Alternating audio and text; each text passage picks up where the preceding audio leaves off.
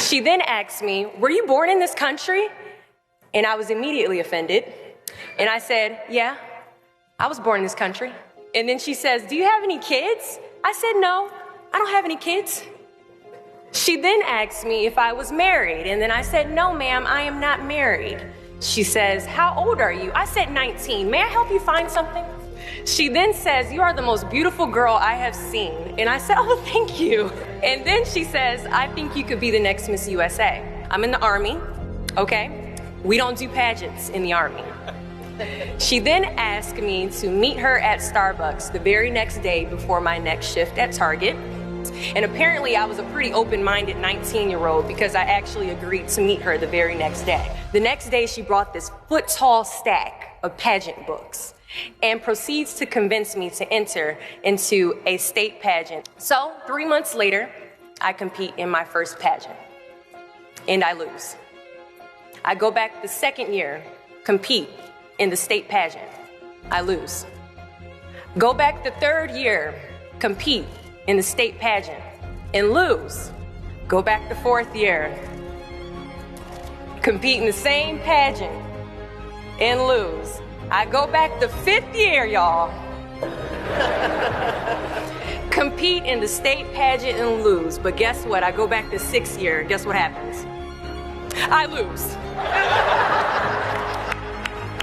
I called her on the phone and said, you told me I could be the next Miss USA. And she says, Deshauna, keep working, don't quit, keep going back. And in June of 2015, she passes away from leukemia. 6 months later, in December 2015, I win Miss District of Columbia, USA. And 6 months after that, in June of 2016, I become the first soldier to win Miss USA. At times, our purpose drops in our laps as if the heavens threw it by accident. I ask only one thing of you all today after you leave this building. Do not fear failure, but please be terrified of regret. Giving up is the birth of regret.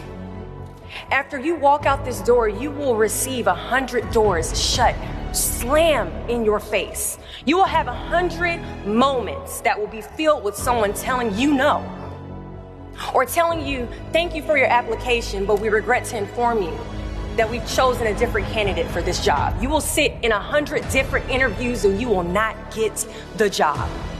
The reality of life is that we will all hear more no's than we hear yeses. And we will fail a lot, and I mean a whole lot. But what I ask of you today is to not take no for an answer.